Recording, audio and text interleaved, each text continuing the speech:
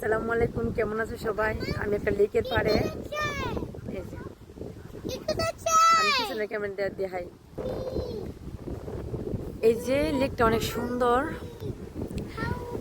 মানে আমাদের বাসা থেকে খুব কম সময়ে এনে আসা যায় আর কি।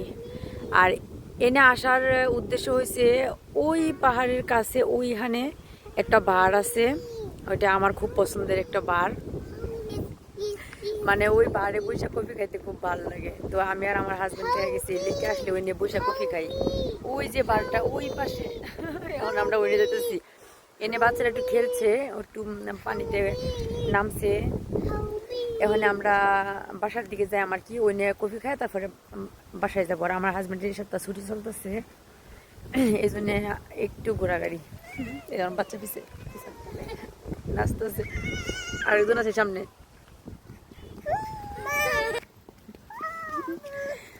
ওরা আসলে অনেক খুশি, ওদের খুশি আমাদের খুশি। জায়গাটা অনেক সুন্দর, বিকালবেলা আসলে খুব সুন্দর সময় কাটানোর মতো। এখানে যে মাঠ, সবাই বসে রয়েছে, ওই আবার ঘুরিয়ে আসছে, অনেক সুন্দর।